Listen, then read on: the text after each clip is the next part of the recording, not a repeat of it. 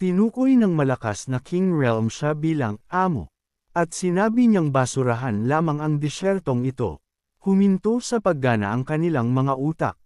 Pagdating sa tirahan ng patriarka, dismaya si Duan muli, hindi maganda ang spiritual energy ng lugar na ito. Ngunit hindi nagtagal, paulit-ulit siyang sumigaw, nag-breakthrough ako. Nag-breakthrough ako sa napakaraming spiritual energy. Paano nangyari ito? Tiningnan sila ni Old Wen na nakangisi.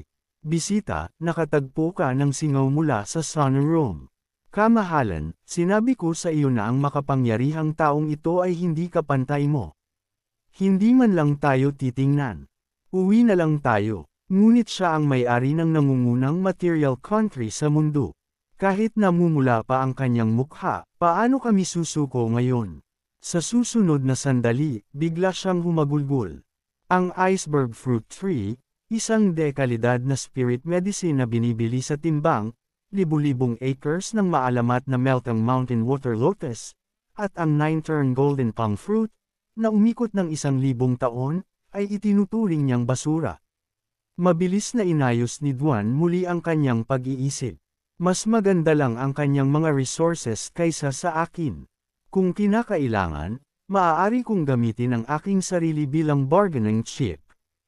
Pagkatapos ng lahat, ako ang pinakamagandang tao sa mundo, kahit na kaila-hilakbot ang taktikang ito ay talagang popular.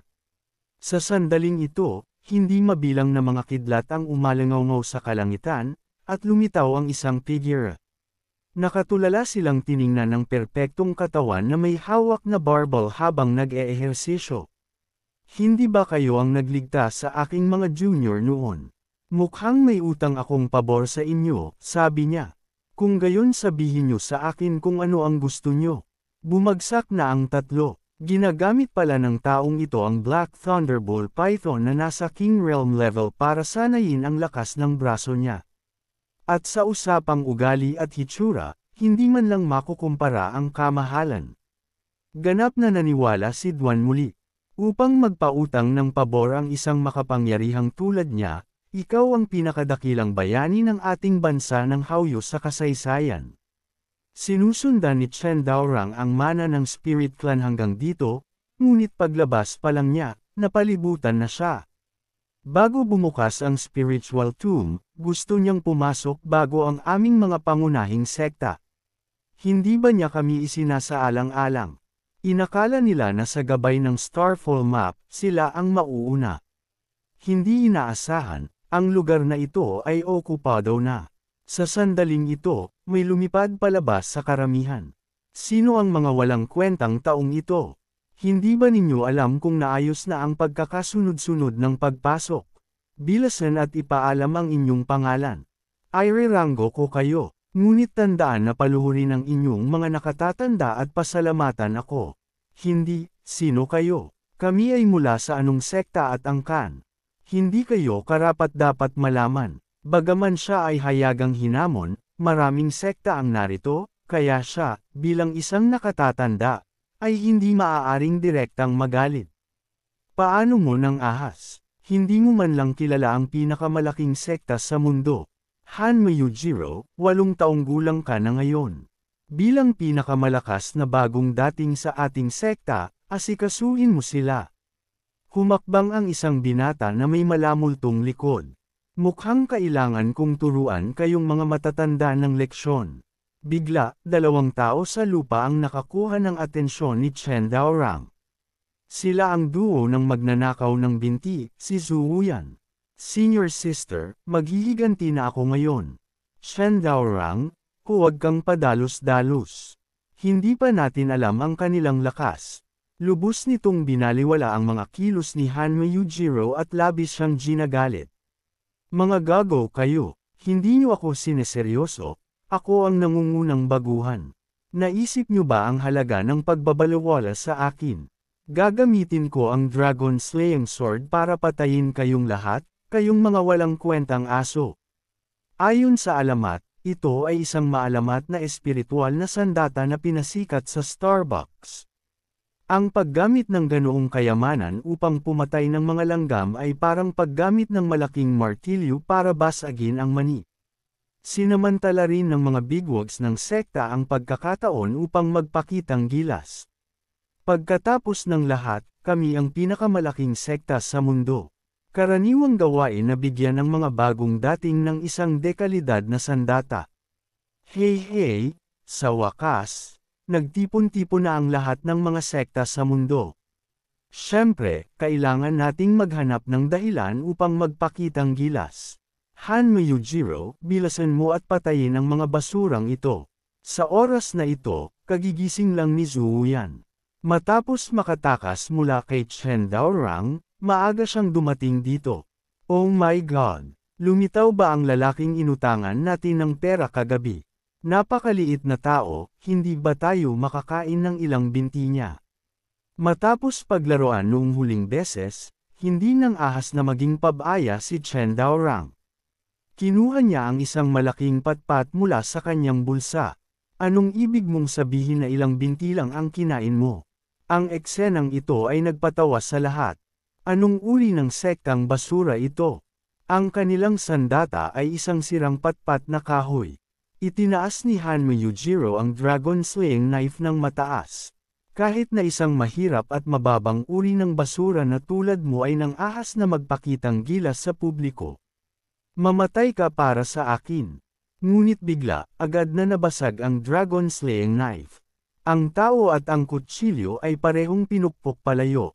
Natigilan ang buong karamihan. Isang malaking patpat lamang na bumabalot sa langit at araw ang nakita. Ito ay bumagsak na may malakas na kalabog. Umalangaw-ngaw ang pagsabog sa buong eksena. Lumabas na pinalaki lang ni Chen Daorang ang isang sanga ng puno at aksidenteng tinamaan si Hanmi Yujiro nito. Sino ang maaari niyang kausapin ngayon? Ang kapangyarihang ito ay marahil lampas sa isang top-quality artifact. Kumpara dito, ang dragon slaying knife ay simpleng basura. Tiningnan ni Chen Daorang ang eksena sa harap niya ng may malaking pagmamalaki. Ngunit sa susunod na sandali, lahat sila ay nagulat. Ang taong ito ay lumipad ng walang pinsala.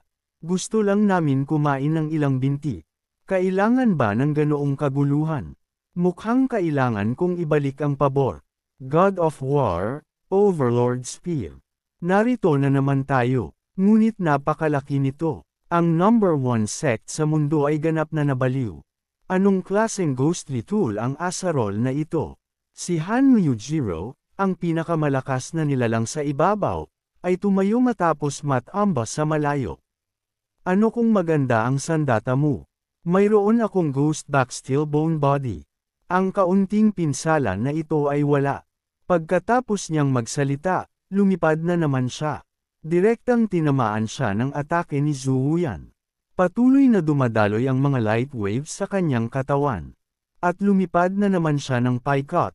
Ano ito ngayon? Si Hanmi Yujiro, na may hawak na top-grade spiritual weapon na dragon slaying knife sa kanyang kamay. Sa sandaling ito, nakiusap siya sa kanyang amo na iuwi siya. Lumitaw ang 4 na maalamat na battle bodies sa langit. Ang asarol at ang patpat ay naging kagamitan na lumalampas sa matinding kalidad. Kinakalkula na ang utak ng pinuno ng number 1 sect sa mundo. Nakita ni Luo Qinchen ang magnanakaw na nagnakaw at ng ahas na lumaban. Sa isang galit, nagbago siya sa Great Sun yang God Body.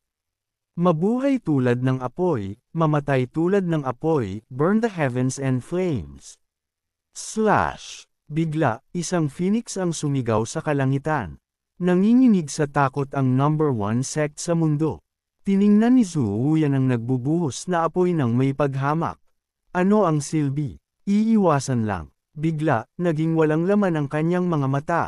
Hindi inaasahang namagitan ang kanyang lingtong sa kritikal na sandaling ito. Gusto mong umalis. Ito ang Great Sun Divine Flame. Mamamatay ang iyong mortal na katawan kung mahawakan ito. Nakulong ang katawan ni Zuyan. Biglang humakbang ang isang figure. Binuksan niya ang kanyang mga bisig at tumayo sa harap niya. Kuya, huwag kang mataranta. Pakiramdam ko ay mayroon tayong hindi maipaliwanag na tadhana. Hayaan mo ako, si Uncle Qingpang, na harangin ang galaw na ito para sa iyo. Isang sigaw ang umalingaw sa buong spiritual na libingan. Direktang bumagsak ang katawan mula sa hangin.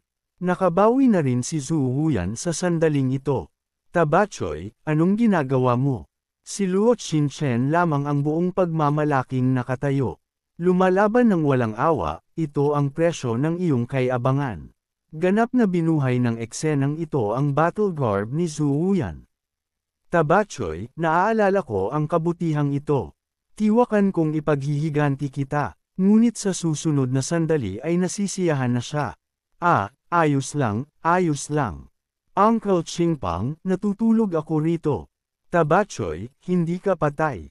Bakit naman ako mamamatay? Sabi ng amo ko, anuman ang sakit na maranasan mo, basta makatulog ka ng maayos, mawawala ang sakit kasama ng panaginip. Bago pa man siya matapos magsalita, nawala na ang apoy sa kanyang katawan. Tiningnan nina Chen Daorang at Luo Qinchen ang eksenang ito ng may pagtataka. Senior sister, nawala pala ang iyong great son Divine Flame. Si Luo Qinchen lamang ang nakakaalam na hindi ito nawala, kundi misteryosong nawala.